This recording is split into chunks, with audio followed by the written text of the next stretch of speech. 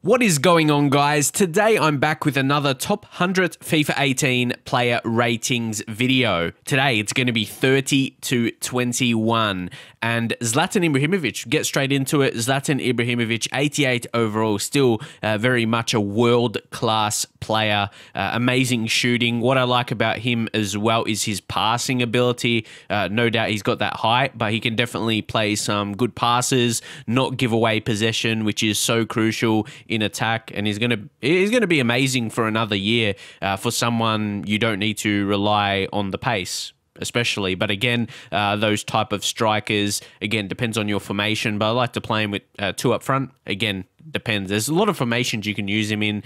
Could still be effective in a one striker formation. Just really depends the other players you have around him. But if you get an opportunity with him around the box, you get some space, and 88 shooting, you are going to be scoring a lot of goals and can still hold up the ball and dribble fairly well as well. You know, he's been a world-class player for so long. And then Aubameyang in 29th.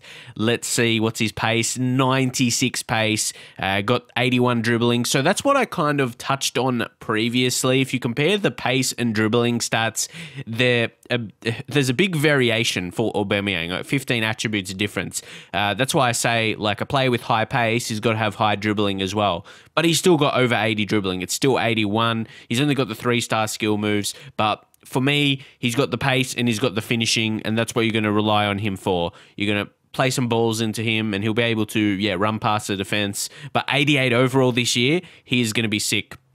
He's going to be good. You can't doubt that. You say, maybe dribbling a bit lower, and just say he's got pace, but he's got amazing finishing for that pace as well. You're going to get so many opportunities because of his pace. And 84 shooting is solid. A few opportunities in a game and you'll be able to score with him.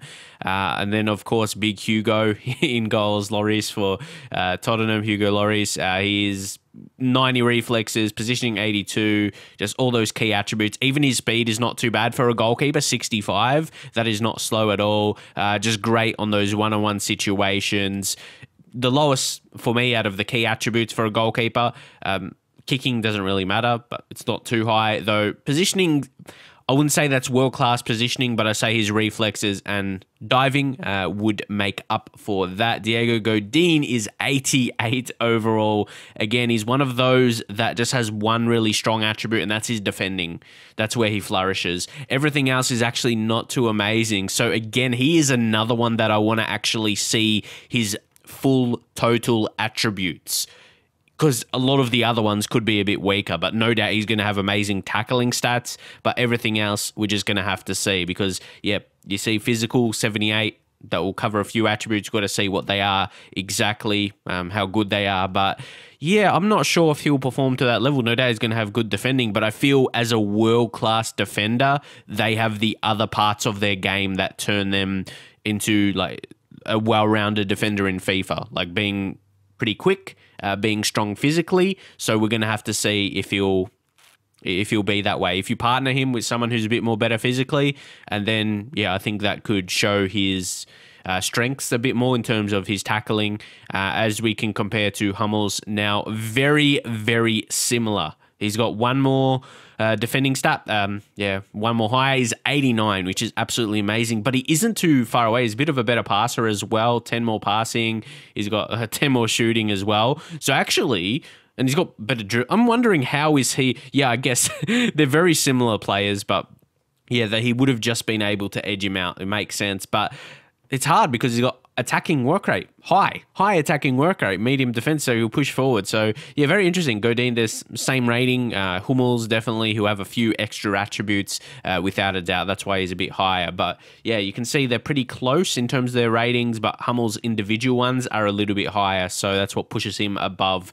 Not higher rating, but he's got a few higher attributes. That's why he's 26 opposed to Godin 27. And then Thiago Silva. You see why he's ahead of the last couple, because he's got higher attributes in other areas. I suppose 88 defending to Hummels 89, but then his pace is higher, passing a bit lower. So they're very similar. I would say they're similar players. The difference between 72 pace and 64 pace is not major, because 72 pace isn't going to be a completely rapid player, of course. Just for a defender, it goes down as not being slow, essentially. So I feel he'll play a bit more similar, but I feel he'll be a bit more agile. Like I talk about David Luiz as well, just a bit more agile, a bit more quicker feel to them. Next, Arjen Robben, 88 overall right midfielder. He's got that 4-star weak foot. 4-star skill moves, I should say, and 2-star weak foot. Yeah, he's got that 4-star skill moves, 2-star weak foot, and he's got 81 passing, 86 shot, 86 pace, and 90 dribbling. So a lot of attribute, different words. But yeah, he's going to be good for another year. He's still holding on to some decent pace, and that dribbling is going to make him very good, of course. And yeah, that's the thing, left-footed. That was in my mind a little bit. It did cross it. Like, he's always had that 2-star weak foot.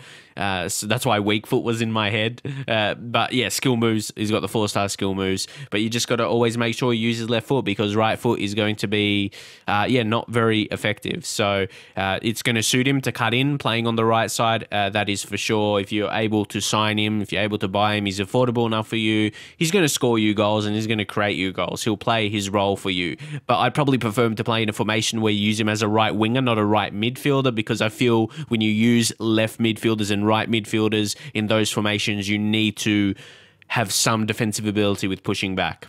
But in like a 4-3-3, less so when you play as a winger. That's just my view as well. Then Leonardo Bonucci, still with the 88 overalls.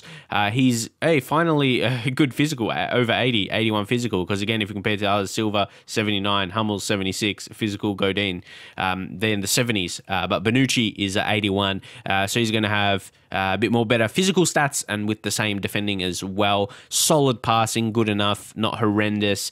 And yeah, he's just going to be part of your Italian team, Serie A team, AC Milan lads. So yeah, he's got a lot of experience as well, even though experience doesn't play a part in attributes really in FIFA, but that's why he is good, because he's an experienced quality player with those high attributes. So in his position, he's got the specialities of that, like of being just a high quality, world class defender, essentially. Thiago, another 88 rated player here in Thiago.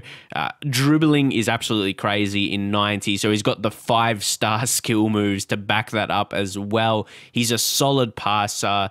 I thought maybe passing could be 86, 87, but yeah, I wouldn't say 85 is too much underrated for him. He's a good passer of the ball. Spanish, came through the Barcelona academy, so he was always going to become a good passer. But yeah, he's dribbling, the ball control, learning from guys coming up such as Iniesta, Xavi, those kind of guys at Barcelona. Of course, yeah, that was going to assist him as well, along with his natural talent. He's a decent shot taker as well, but he's going to be your playmaker in midfield. I wouldn't say your guy to pick up a lot of assists, but the guy to play the balls that will create some chances for those assists and goals coming through. So yeah, a very important player in your team, even though he may not get credited that way on the score sheet through goals and assists. He could come up with a few, but yeah, he'll be sitting around the midfield playing those great balls. Such creative ability with the dribbling and passing, that is for sure.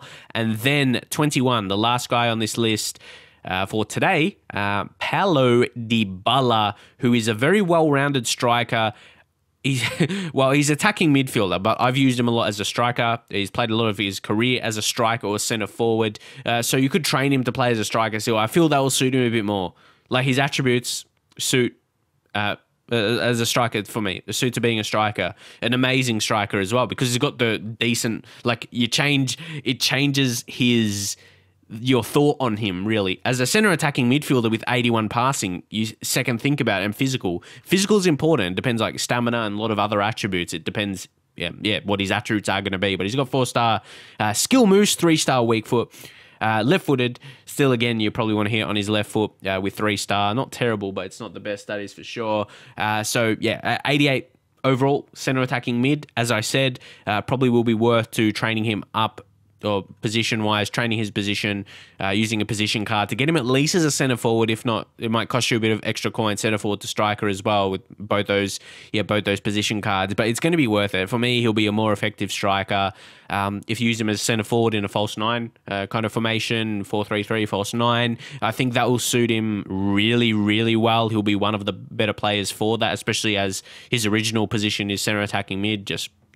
even if you don't use position card, it won't affect your chemistry that much. If you have, yeah, it depends on your squad, of course. But yeah, Paulo Dybala, if you use him correctly, he's going to be massive for you. I've used him in career mode before. Obviously, my opinions are ultimate team because these are ultimate team cards, so it makes you think of that. And in career mode, players' attributes change, especially younger guys. If they're not too old, they're going to be improving. So yeah, he's going to be an absolute star of your squad if you're able to sign him. Could play multiple positions, as I just mentioned, from attacking midfield, centre forward, or striker, and he can do both things, score and pick up assists for you. So, guys, I'm very interested to see the top 20 now.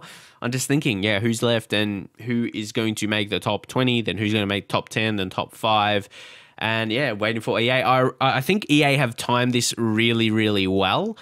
But I think when they have released them all, then the demo is going to be released. I believe for me in Australia, normally the demo releases on a Wednesday. So yeah, it's really timed well for that, I think, to be just before the demo releases. And I can't wait to get some gameplay out for you guys. And of course, the early access as well is less than 2 weeks away now. And the 21st September, that's when you're going to see proper content. I know, yeah, the views for these videos are lower because the ratings are released already by the time I've been able to make the video, of course. But yeah, I just can't wait to actually get my series started. Going to be doing career mode. If you want me to do a video, I think I've kind of done a video about that already. But yeah, I'm just searching for FIFA 18 videos to do right now. So credit to EA for releasing these.